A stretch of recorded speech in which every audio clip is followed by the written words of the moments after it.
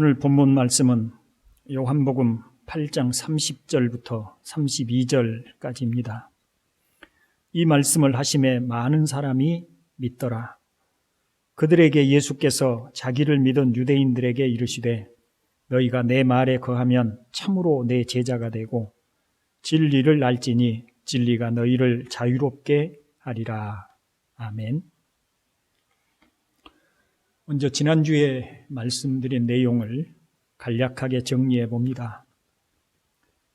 예수님은 우리를 구원하시려고 하늘로부터 오셨다고 말씀을 드렸습니다.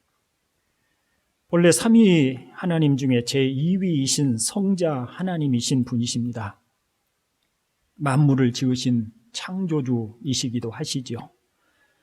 그처럼 지극한 영광 가운데 계신 분이 사람이 되어 이 땅에 오신 이유는 오직 십자가의 죽으심으로 우리를 죄로부터 구원하시기 위함이었습니다. 그와 같은 사실을 한 알의 밀알이 죽음으로 많은 열매를 맺는 것처럼 자신의 죽음으로써 많은 사람들을 구원하려 하신다는 것을 말씀하셨습니다. 즉 예수님의 오심은 뚜렷한 목적이 있으셨는데 그것은 우리를 죄에서 구원하려 하심입니다. 그러나 유대인들은 예수님을 알아보지 못했을 뿐만 아니라 예수님을 핍박하고 또 예수님이 하늘로 떠난 후에는 예수님이 남기신 교회를 핍박하는 죄 가운데 살다가 죽을 것이라고 하셨습니다. 그들은 결국 예수님이 계신 곳에 갈 수 없습니다. 왜냐하면 그들은 자신들을 구원하러 오신 예수님을 믿지 않았을 뿐만 아니라 배척하였기 때문입니다. 그렇다면 그들은 왜 믿지 아니하였을까요? 그들은 생명에 비친 예수님의 비추심을 받지 못했기 때문입니다. 즉 그들 자신은 깨닫지 못했을지라도 어둠에 속한 자들이었습니다. 본래 모든 사람이 다 어둠에 속하고 빛에 속하지 않았습니다. 에베소서 5장 8절에서 너희가 전에는 어둠이더니 이제는 주 안에서 빛이라 빛의 자녀들처럼 행하라고 말씀하셨습니다. 이 말씀은 그리스도 밖에 거할 때 우리 모두는 다 어둠이었다는 것이죠. 그리고 그리스도 예수 안에서 우리가 빛이 되었다, 빛의 자녀가 되었다라고 말씀을 합니다. 하나님께서 은혜를 베풀어 주셔서 어떤 사람들, 모두가 아닙니다. 어떤 사람들을 어둠에서 구원하여 빛으로 인도하여 주셨습니다. 바울은 자신이 복음 전하는 사명을 받은 이유를 사도행전 26장 18절에서 이렇게 설명합니다. 그 눈을 뜨게 하여 어둠에서 빛으로 사탄의 권세에서 하나님께로 돌아오게 하고 죄사함과 나를 믿어 거룩하게 된 무리 가운데서 기업을 얻게 하리라고 말입니다. 여러분이 예수 그리스도를 믿는 자가 되었다면 이는 다른 이유에서가 아니라 오직 생명의 빛이신 예수님께서 여러분의 마음에 빛을 비춰주심으로 어둠에서 구원하여 빛이신 주님께로 불러주셨기 때문인 줄로 믿습니다. 우리는 어둠을 스스로 물리칠 능력이 없습니다. 왜냐하면 우리 자신이 원래 어둠이었기 때문입니다. 오직 빛이 옴으로 어둠이 물러가는 것입니다. 빛이신 주님이 우리에게 오심으로 우리가 어둠에서 벗어나게 되고 빛의 빛으로 오게 된 것이죠. 그러므로 내가 믿었기 때문이라고 말할 수는 없는 것입니다. 오직 하나님이 은혜를 주셨기 때문인 줄로 믿습니다. 이처럼 예수님이 어둠에서 구원하여 주실 생명의 빛이신 것을 믿지 아니하면 죄 가운데 죽을 것이라는 말씀을 하셨습니다. 너희가 만일 내가 그인 줄 믿지 아니하면 너희 죄 가운데서 죽으리라고 하신 것이죠. 예수님께서 자신을 믿는 믿음의 여부에 따라서 생사가 결정될 것이라고 말씀을 하시자 유대인들은 거칠게 묻습니다. 네가 누구냐? 당신이 도대체 어떤 인물이기에 감히 이런 망령된 말을 하느냐고 말하고 있는 것이죠. 그렇게 말하는 그들의 말에는 예수님에 대한 반감과 분노가 가득 담겨 있습니다. 이에 예수님은 자신이 처음부터 누구인지를 말하여 왔지만 그들이 깨닫지 못했음을 또한 말씀하셨습니다. 나는 처음부터 너희에게 말하여 온 자니라고 말이에요. 그리고 예수님은 자신을 보내신 아버지가 참되시며 그분이 항상 자신과 함께 하시고 자신은 그분이 기뻐하시는 일만 행함으로 자신의 말도 결코 거짓됨이 없이 참되다는 사실을 말씀하셨습니다. 지금도 우리가 늘 성경을 읽지만 예수님은 결코 거짓이 없으신 분이신 것을 볼 수 있습니다. 여러분, 예수님께서 얼마나 진지하게 사람들에게 말씀하고 있는지를 보십시오. 예수님은 무엇을 말씀하고 있습니까? 예수님이 어떤 분이시며 어떻게 하여야 구원을 얻고 영생을 얻는지를 설명하고 있습니다. 오늘 또 이런 흐름을 따라 예수님의 말씀을 살펴볼 것입니다만 집중적으로 예수님이 어떤 분이신지 그리고 어떻게 하여야 한다고 하시는지를 살펴볼 수 있기를 원합니다. 이제 본문 30절을 봅니다. 이 말씀을 하심에 많은 사람이 믿더라. 예수님께서 앞에서 설명드린 내용을 쭉 말씀을 하시자 예수님의 말씀을 듣던 사람들이 믿었다고 합니다. 믿음이란 얼마나 좋은 것인가요? 믿음으로 구원을 얻는다고 하니 믿음이란 참으로 좋은 것입니다.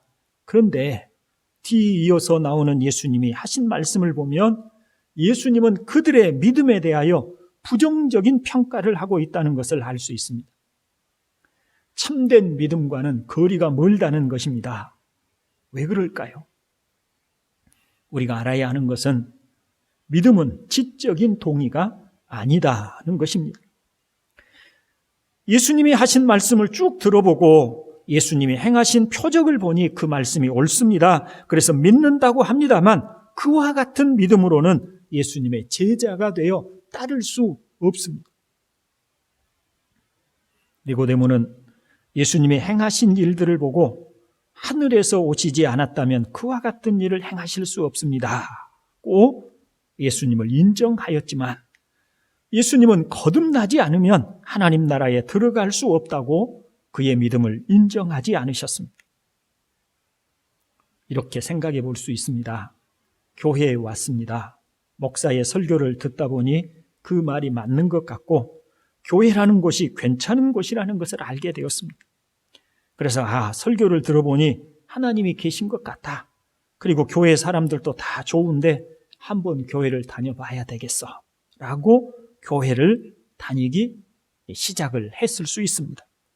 잘하는 일입니다. 그러나 그것으로 구원을 받지는 못합니다. 예수님의 빛이 그 심령을 비추고 그러므로 자신이 하나님 앞에 죄인이며 구원이 필요하다는 사실을 깨닫게 되고 그래서 예수 그리스도의 십자가의 죽으심이 자신의 허물과 죄를 대속하시기 위하여 죽으신 것이 전심으로 믿어질 때 그는 거듭난 것입니다. 참된 믿음을 가진 것입니다. 구원을 얻은 것입니다. 물론 이러한 믿음은 단번에 일어날 수도 있고 또 지속적으로 교회를 다니는 동안에 서서히 일어날 수도 있고 충격적으로 일어날 수도 있고 혹은 가랑비에 옷이 젖어가듯이 서서히 일어날 수도 있습니다. 그러므로 하나님의 말씀을 듣고 동의가 되면 주의 은혜를 구하고 계속해서 하나님의 말씀을 귀 기울여 들으며 하나님의 은혜를 구해야 할 줄로 믿습니다. 다만 일단 마음이 기울고 옳은 말씀으로 이해가 되어지고 고개가 끄덕거려지고 그리고 교회를 다닌다고 하여 그것으로 자신이 구원을 받았다고 할 수는 없다는 사실을 분명히 기억하여야 한다는 것입니다. 그렇다면 참된 믿음은 무엇일까요? 31절을 통해서 찾아볼 수 있습니다.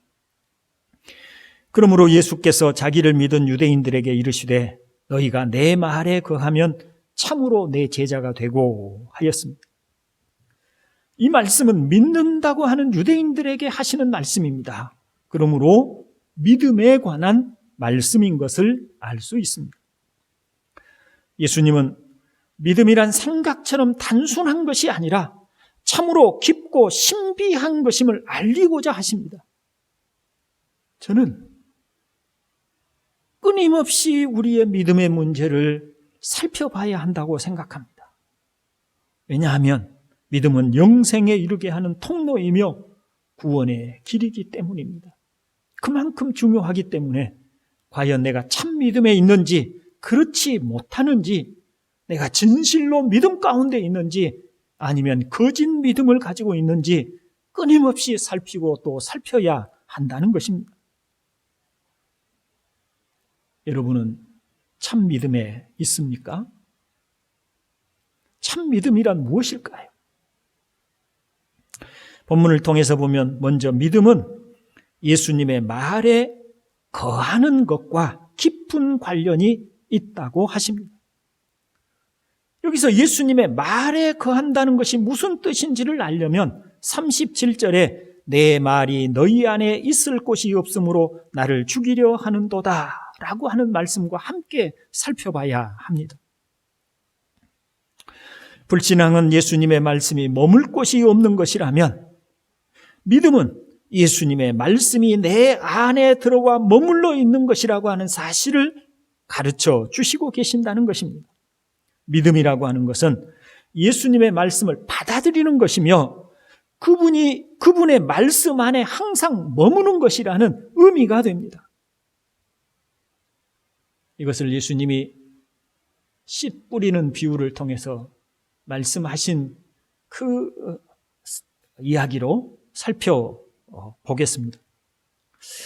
어떤 사람들은 예수님의 말씀이 주어질 때 어떤 이유인지 모르나 받아들이지 않습니다.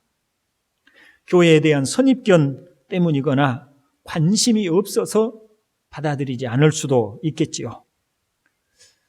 길에서 복음을 전하는 사람들을 만나게 되고 그래서 복음을 듣게 되는 경우가 있겠지만 관심도 없고 선입견이 있어서 아예 말씀을 듣지 않는 경우가 있다는 것입니다.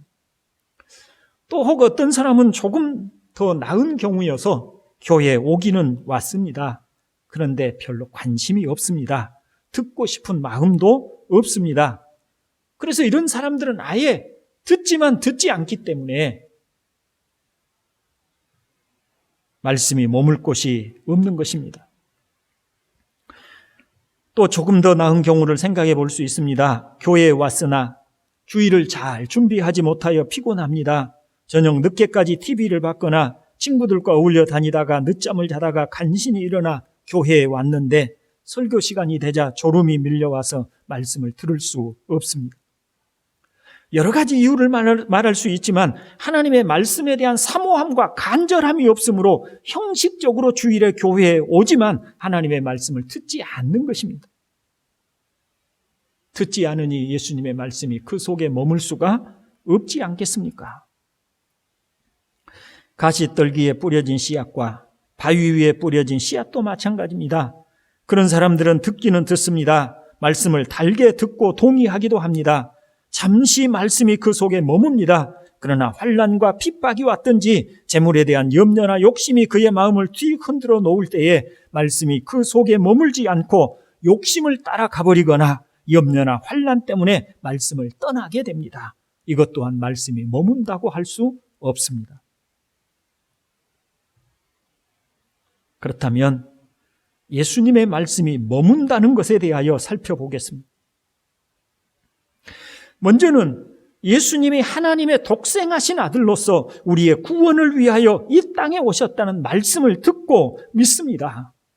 그 말씀이 내 마음에 머물러 있습니다. 그래서 항상 마음과 입으로 고백합니다. 예수님께서 나의 모든 죄를 속죄하여 주셨습니다. 이제 저에게는 다시는 정죄가 없습니다.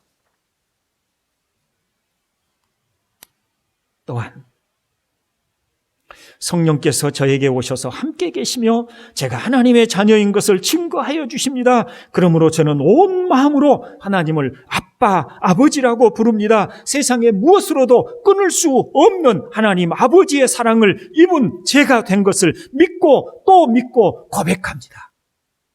이렇게 늘 고백하고 감사합니다. 코로나19 바이러스와 같은 두렵고 염려되는 일이 있습니다. 그럴 때에 나의 머리카락 하나라도 다 세심바 되시고 구름기둥과 불기둥으로 인도하여 주시는 하나님 아버지께서 나의 길을 아시고 인도하여 주실 것을 믿습니다 하고 하나님의 말씀을 붙들고 고백합니다. 우리의 일상의 삶에서 앞이 보이지 않는 캄캄한 어둠과 고통스러운 일들이 내 앞길을 가로막아도 전능하신 하나님 아버지께서 나를 붙드시고 인도하실 것을 믿습니다. 그와 같은 말씀들을 붙들고 살아갑니다. 이것이 예수님의 말씀 안에 거하는 것 아니겠습니까? 이렇게 예수님을 신뢰하고 그분이 성경을 통해서 하신 말씀을 믿음으로 말미암아 그리고 그 말씀을 우리 마음에 담아 그 말씀을 따라서 믿고 신뢰하고 의지하여 살아가게 됨으로 말미암아 진리를 우리가 알게 되고 그 진리로 말미암는 자유를 얻게 될 것이라고 말씀하고 있습니다.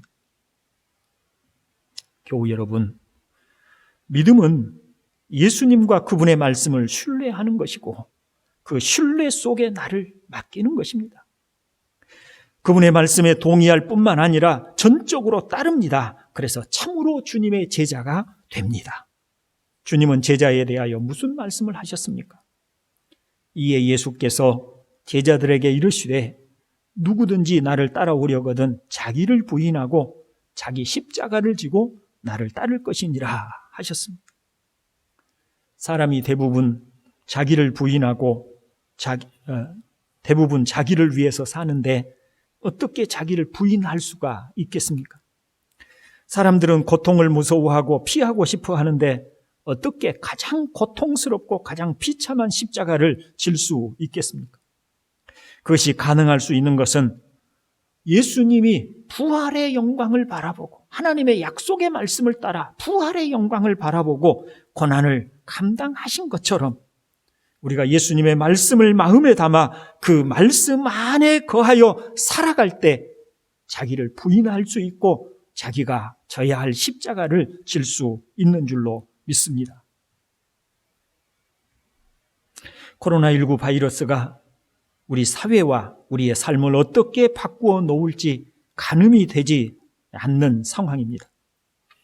여기저기 부정적이고 낙담이 되는 말들이 귓가를 어지럽힙니다. 그럴 때 예수님을 믿음으로 그분의 말씀이 그 안에 거하는 사람들은 어떻게 해야 할까요? 우리도 상황의 어려움을 동의하지만 그러나 이 모든 것 가운데서도 전능하신 하나님께서 다스리시고 통치하신다는 믿음을 가져야 할 줄로 믿습니다.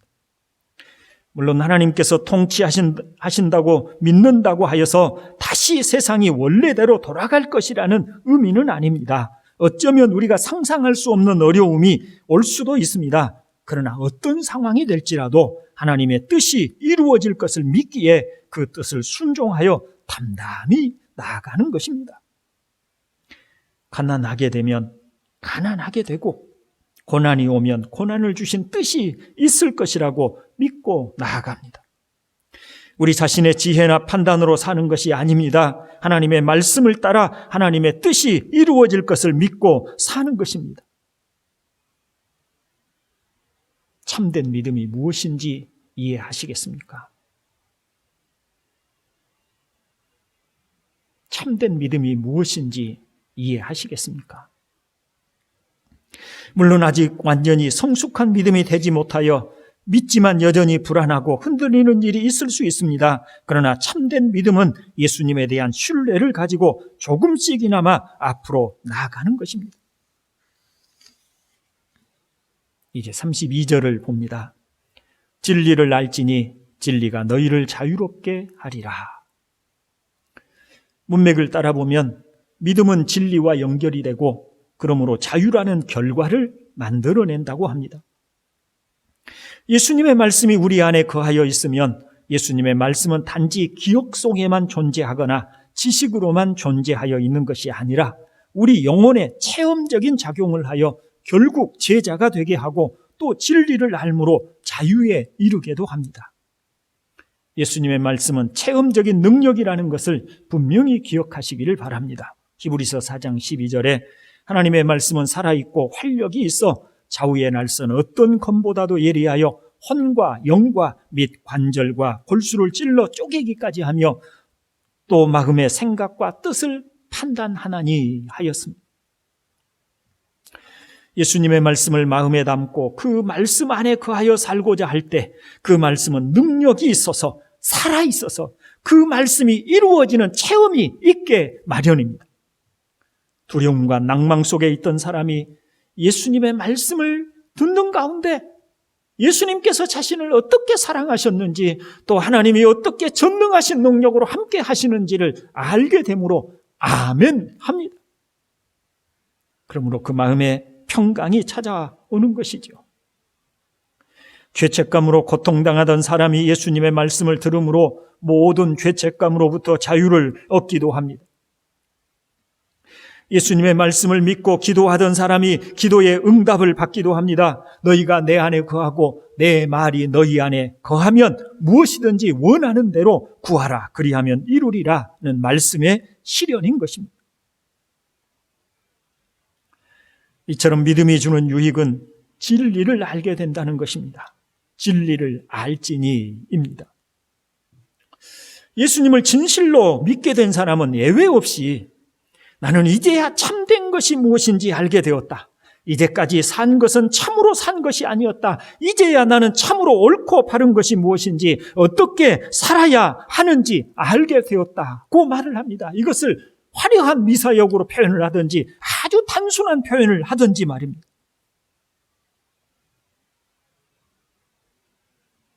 하나님의 말씀은 능력이 있습니다. 그래서 우리 안에 와서 참된 것이 무엇인지를 알게 하고 진리를 알게 합니다. 그런데 원문에는 그 진리 중에서도 그 진리라고 합니다. 오늘 우리 성경에는 생략되어 있지만 이 원문에는 그 진리를 알지니 그 진리가 너희를 자유롭게 하리라고 합니다. 그럼 예수님은 여기서 어떤 진리를 말씀하고 있을까요? 예수님은 요한복음의 가장 핵심적인 진리, 하나님이 세상을 이처럼 사랑하사 독생자를 주셨으니 이는 저를 믿는 자마다 멸망하지 않고 영생을 얻게 하려 하심이라는 진리입니다. 예수님께서 어떤 분이시냐? 하나님의 독생하신 영광을 가지신 분이 아니시냐? 하나님이신 분이 아니시냐? 예수님께서 왜 오셨느냐? 제2위이신 성자 하나님이신데 그분이 왜 오셨느냐? 그분이 우리를 구원하여 영생에 이르도록 하시기 위해서 오셨다는 것입니다. 예수님께서 많은 표적을 행하시고 인내를 가지시고 사람들에게 줄곧 말씀하신 내용이 무엇입니까? 예수님은 우리를 구원하시기 위해서 오셨다라고 하는 진리인 것입니다. 제2위이신 성자 하나님께서 만물을 지으신 창조주이신 하나님께서 사람이 되어 이 땅에 오시고 하늘의 미랄이 되어 십자가에 죽으심은 바로 너를 구원하여 멸망하지 않고 영생을 얻게 하려 함이라는 진리인 것입니다. 여러분, 이 진리를 알게 되면 자유를 얻습니다.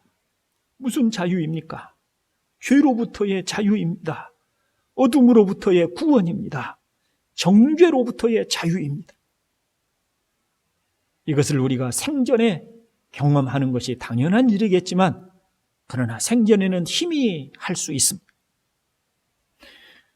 우리의 삶이 다 끝나고 죽음의 순간을 맞이하려 할 때 우리에게 가장 두려운 일은 무엇일까요?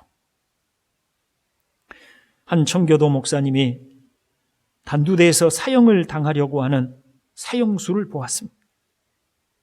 그 사형수는 두려워 벌벌 떨고 있었습니다. 이 퍼킨슨 목사님은 그 사형수를 향하여 큰 소리로 물었습니다. 당신은 무엇이 그렇게 두렵습니까? 죽음입니까? 그러자 사형수는 말합니다. 아닙니다. 저는 제가 죽고 난 후에 저에게 어떤 일이 일어날까 그것이 너무나 두렵습니다. 라고 대답했습니다. 그러자 목사님은 사형을 집행하려는 사람을 잠시 멈추게 하고 그 사형수에게 다가갔습니다. 그리고 예수님께서 어떻게 우리의 죄를 대속해 주셔서 구원의 은혜를 베풀어 주셨는지를 설명하여 주었습니다. 그리고 그를 위해서 기도해 주었습니다. 얼마 후에 그 사형수는 무릎을 꿇고 이렇게 말을 합니다. 제가 사형을 받아야 할 죄인임이 분명하지만 그러나 예수님께서 저의 모든 죄를 속죄하여 주셨음을 믿습니다. 그 사형수의 얼굴은 하늘을 향하여 의연하고 편안한 모습이 되었습니다. 그는 말합니다. 이제 되었습니다. 나는 더 이상 두렵지 않습니다. 교우 여러분, 말씀을 정리하고 마치려고 합니다. 제자의 삶을 살 수 있는 길도, 진리를 알고 진리 안에서 자유를 얻는 길도 참된 믿음에서부터 출발합니다. 그런데 그 믿음은 그리 가볍고 손쉬운 의미만은 아닙니다. 그것은 우리가 예수님 그분을 믿고 그분이 하신 말씀 안에 거하여 살아가는 것이야말로 참된 믿음인 것입니다. 야고보가 행함이 없는 믿음은 그 자체가 죽은 것이라고 한 이유는 행함이 믿음을 증명해 준다는 의미가 아닙니다.